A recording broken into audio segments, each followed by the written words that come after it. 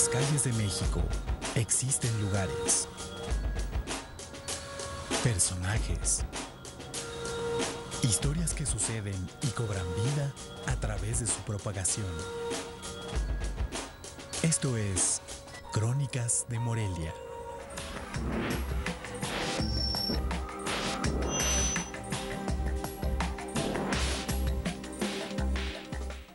Morelia, joya arquitectónica de México, vestigio de arte y tradición colonial, una de las ciudades más visitadas y admiradas del país por su valor histórico, su arquitectura y vida cultural.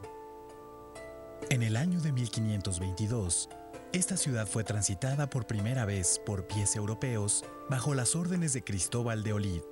2 décadas después, se fundó la ciudad bajo el nombre de Mechoacán como un destino más para la explotación minera por parte de la corona española.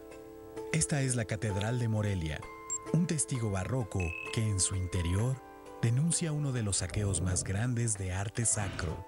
En su interior, esta que fue una de las más ricas catedrales novohispanas, porque pagaban diezmo pueblos mineros como Guanajuato, como Zacatecas, Tlalpujagua. Hoy podríamos decir que es una de las catedrales más pobres en su interior, porque el gusto por la moda del siglo XIX la despojó de toda aquella riqueza de retablos y del ajuar barroco para darle un ajuar del gusto moderno de hace 100, 120, 140 años en el estilo que llamamos neoclásico.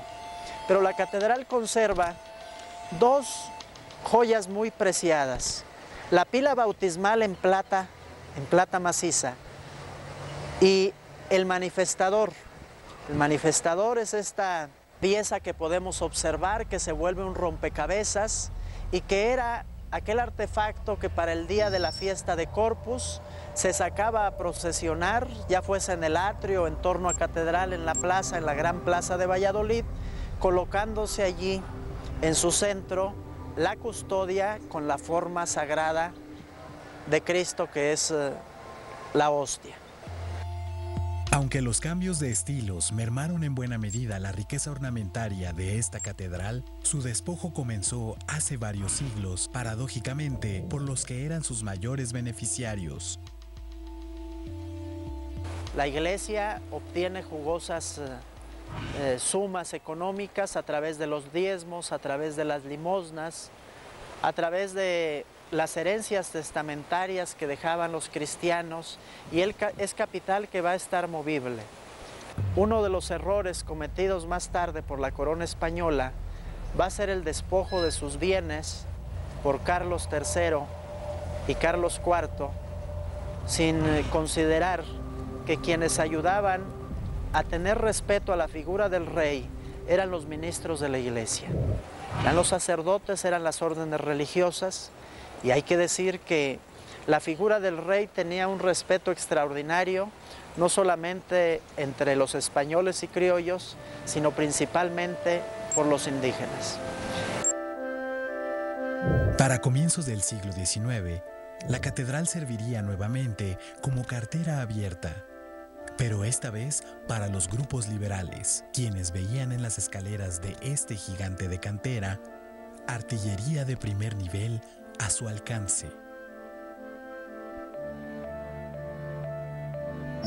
La catedral desde luego ha sido objeto de despojos. El obispo Abadiqueipo, el obispo electo, le comenzó a despojar de sus campanas para con su bronce fabricar cañones para defenderse de los insurgentes.